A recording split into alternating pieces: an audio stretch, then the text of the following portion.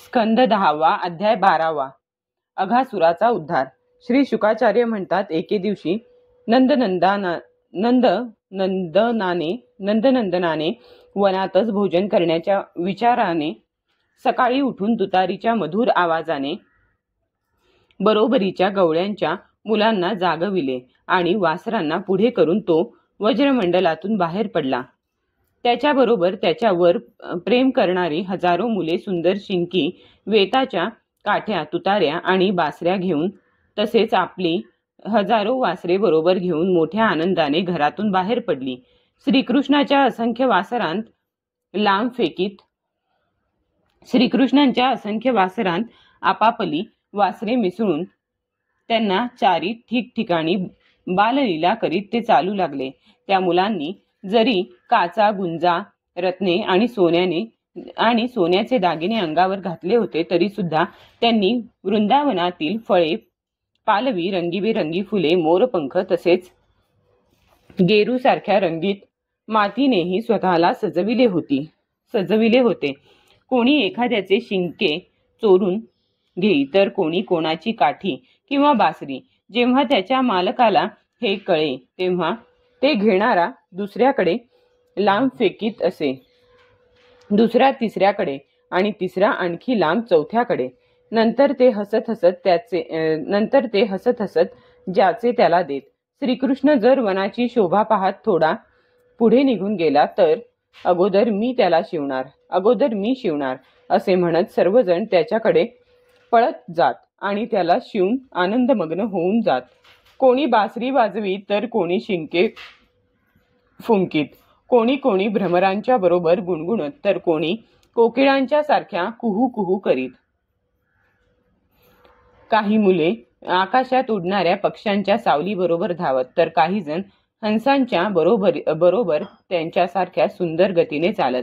काही जण बगळ्यांच्या जवळ त्यांच्यासारखेच डोळे मिटून बसत, तर काही जण मोरांना नाचताना पाहून त्यांच्यासारखेच नाचत.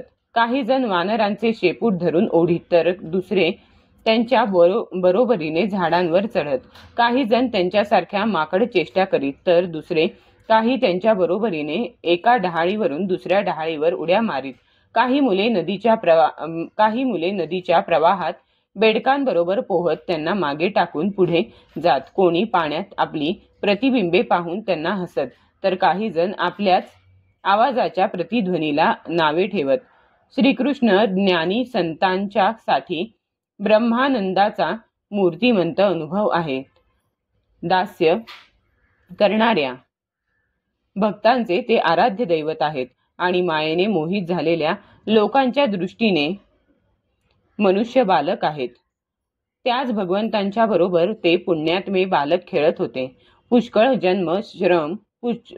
जन्म श्रम करून जितेंद्रिय योग्यांनाही ज्यांच्या चरणकमलांची धूळ मिळणेही शक्य नाही, तेच भगवान वज्रवासी गवळ्यांना आपणहून दर्शन देत आहेत. त्यांच्या भाग्याचा महिमा काय वर्णावा. एवढ्यात अघासूर नावाचा महान दैत्य येऊन थडकला. त्याला त्या मुलांची चाललेली सुखमय क्रीडा पाहावली नाही. तो इतका भयंकर होता की अमृतपान करून अमर झालेल्या देवता सुद्धा आपल्या जीवाचे रक्षण करण्यासाठी त्याच्या मृत्यूची वाट पाहत होते. अघासूर हा पुतना आणि बकासुराचा लहान भाऊ असून कंसाने त्याला पाठविले होते. श्रीकृष्ण इत्यादी मुलांना पाहून तो विचार करू लागला की माझ्या सख्या भावाला आणि बहिणीला मारणारा हाच होय, म्हणून आज मी याला बलरामासह मारून टाकीन. हे जर मरून माझ्या भाऊ बहिणीसाठी तिलांजली बनले, तर बाकी वज्रवासी आपोआप मेल्यासारखेच होतील. कारण संतान हेच प्राण्यांचे प्राण होत. जर प्राणच राहिले नाही, तर शरीराची काळजी कशाला. असा निश्चय करून त्या दुष्ट दैत्याने प्रचंड अजगराचे रूप धारण करून तो रस्त्यात पडून राहिला. त्याचे ते शरीर 1 योजन लांब व मोठ्या पर्वताप्रमाणे प्रचंड होते. ते अत्यंत अद्भुत होते. सर्व बालकांना गिळून टाकावे या इच्छेने त्याने गुहेप्रमाणे आपले अवाढव्य तोंड उघडून ठेवले होते. त्याचा खालचा जबडा जमिनीला आणि वरचा ओठ आभाळाला टेकला होता. त्याचे जबडे गुहांप्रमाणे होते आणि दाढा पर्वत शिखराप्रमाणे वाटत होत्या. तोंडात घोर अंधकार होता. लांबलचक जीभ सडकेप्रमाणे दिसत होती. श्वास तुफानाप्रमाणे आणि डोळे दावाग्नीप्रमाणे धगधगत होते. अघासुराचे असे रूप पाहून मुलांना वाटले की हा सुद्धा वृंदावनाचाच एखादा देखावा असावा. ते गमतीने कल्पना करू लागले की हे अजगराचे उघडलेले तोंड तर नसेल. कोणी म्हणू लागला, मित्रांनो सांगा पाहू, हा जो आमच्या समोर एखाद्या जीवाप्रमाणे बसला आहे तो आम्हाला गिळून टाकण्यासाठी अजगराच्या उघडलेल्या तोंडाप्रमाणे दिसत नाही का? दुसरा म्हणाला, सूर्याची किरणे पडल्याने खरोखरच हे जे लाल झालेले ढग दिसत आहेत ते असे वाटत आहेत की तो याचा वरचा ओठ आहे आणि त्याच आभाळाच्या सावलीने ही जी जमीन लाल दिसत आहे आणि त्याच आभाळाच्या सावलीने ही जी जमीन लाल दिसत आहे तो त्याचा खालचा ओठ आहे. तिसरा म्हणाला, होय खरेच आहे. पहा ना, या डाव्या उजव्या बाजूच्या गुहा अजगराच्या जबड्यांसारख्या नाहीत काय? आणि ही उंच उंच शिखरे तर त्याच्या दाढाच वाटतात. चौथा म्हणाला, अरे मित्रा, ही लांब रुंद सडक तर नेमकी अजगराच्या जिभेसारखी वाटते आणि या पर्वत शिखरांच्या मधील अंधकार तर त्याच्या तोंडातील आतल्या भागावरही मात करीत आहे.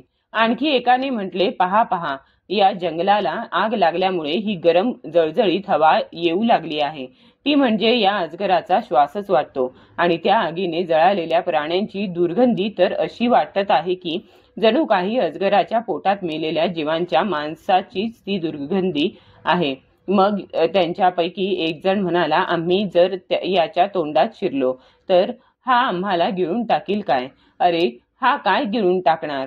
जर याने तशीच आगळी केली तर हा एका क्षणात कृष्णाकडून बकासुराप्रमाणे मारला जाईल. असे म्हणत ती मुले बकासुराला मारणाऱ्या श्रीकृष्णाचे सुंदर मुख पाहत पाहत आणि टाळ्या पिटीत मोठ्याने हसत हसतच अघासुराच्या तोंडात घुसली. त्या अज्ञानी मुलांनी आपापसात केलेली भ्रामक वक्तव्य ऐकून भगवान श्रीकृष्णांनी विचार केला की अरे यांना हा खरा अजगर सुद्धा खोटा वाटतो. सर्व प्राण्यांच्या हृदयात निवास करणाऱ्या त्यांनी तो राक्षस आहे हे ओळखून आपल्या मित्रांना त्याच्या तोंडात जाण्यापासून अडविण्याचे ठरविले. तेवढ्यात सारी मुले वासरांसह त्या असुराच्या पोटात घुसली.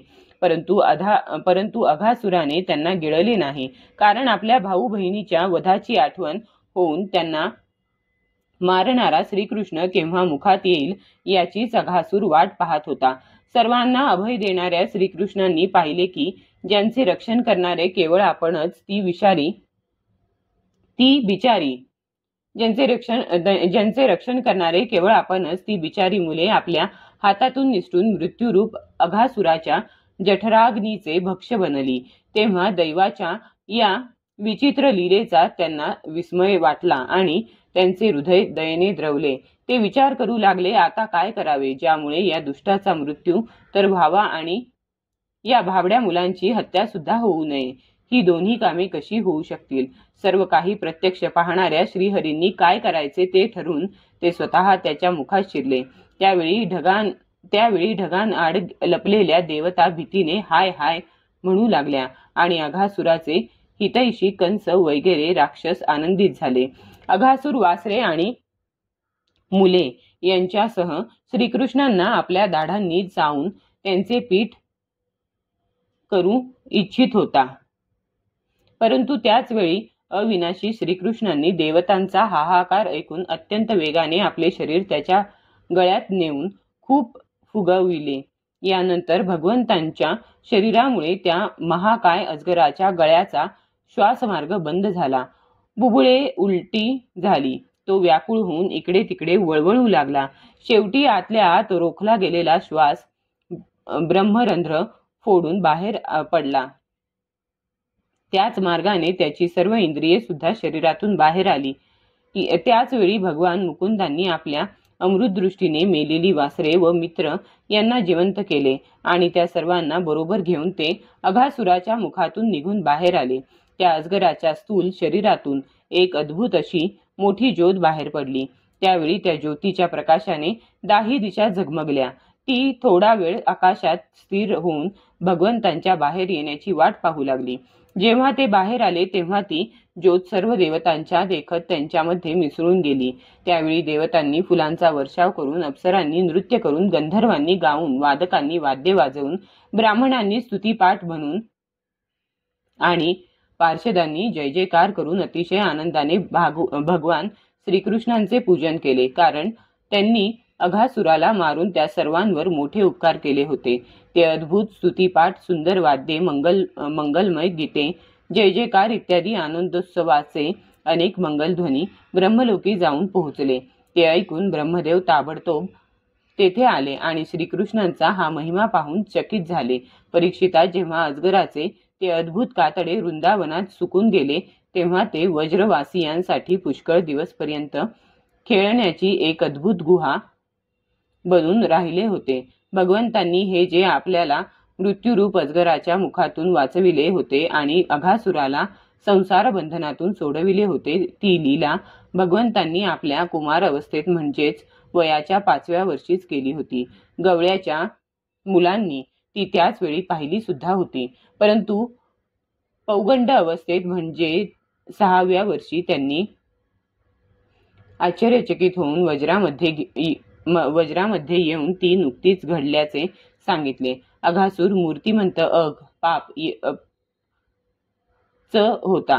अघासूर मूर्तिमंत पापच होता. भगवंतांच्या केवळ स्पर्शाने त्याची सर्व पापे धुतली गेली आणि त्याला पापी लोकांना कधीही प्राप्त न होणाऱ्या सारूप्य मुक्तीची प्राप्ती झाली. परंतु ही काही आश्चर्याची गोष्ट नाही, कारण माणसाच्या बालकासारखी लीला रचणारे हे तेच परमपुरुष परमात्मा आहेत, जे व्यक्त अव्यक्त आणि कार्यकारण रूप अशा सर्व विश्वाचे एकमात्र विधाता आहेत. ज्यांच्या कोणत्याही एका अंगाची भावनिर्मित प्रतिमा जर ध्यानाच्या द्वारा एकदा जरी हृदयामध्ये स्थिर केली तरी तीच केवळ भक्तांना मिसळणाऱ्या मुक्ती प्रदान करते. तीच केवळ भक्तांना मिळणाऱ्या मुक्ती प्रदान करते. तर मग आत्मानंदाच्या नित्य अनुभवाने ज्यांनी मायेचा निराश केला तेच अंतरंगात शिरल्यामुळे अघासुराला सद्गती मिळाली. यात काय आश्चर्य? सूत म्हणतात, शौनकादी ऋषींनो, श्रीकृष्णांनी ज्याला जीवदान दिले होते त्या आपल्या रक्षणकर्त्याचे हे अद्भुत चरित्र ऐकले तेव्हा त्याने पुन्हा श्री शुकांना त्यांच्याच पवित्र लीलांसंबंधी प्रश्न विचारला, कारण त्यांच्या लीलांनी परीक्षिताचे चित्त आपल्याकडे आकर्षित करून घेतले होते. परीक्षिताने विचारले, मुनिवर्य, आपण म्हणालात की भगवंतांनी केलेली 5व्या वर्षातील लीला मुलांनी वज्रामध्ये 6व्या वर्षी नुकतीच घडल्याप्रमाणे सांगितली. भूतकाळी केलेली लीला वर्तमान काळाप्रमाणे त्यांनी कशी काय सांगितली? महायोगी गुरुदेव, हे जाणून घेण्याचे मला मोठेच कुतूहल वाटून राहिले आहे. आपण कृपा करून सांगावे. ही देखील त्या श्रीकृष्णांचीच माया असावी, कारण याखेरीज असे होऊ शकत नाही. गुरुदेव, मी नाममात्र क्षत्रिय असूनही आमचे भाग्य एवढे मोठे की आम्ही आपल्याकडून परमपवित्र श्रीकृष्ण लीलामृताचे वारंवार पान करीत आहोत. सूत म्हणतात, भगवंतांच्या भक्तांमध्ये श्रेष्ठ अशा शौनका परीक्षिताने जेव्हा असे विचारले तेव्हा श्री शुकांना भगवंतांची ती लीला आठवली. त्यामुळे त्यांची सर्व इंद्रिये व अंतःकरण भगवंतांच्या लीलेने स्वतःकडे खेचले. थोड्या वेळाने हळूहळू मोठ्या कष्टाने पुन्हा भानावर आल्यावर ते परीक्षिताला सांगू लागले. अध्याय 12वा समाप्त.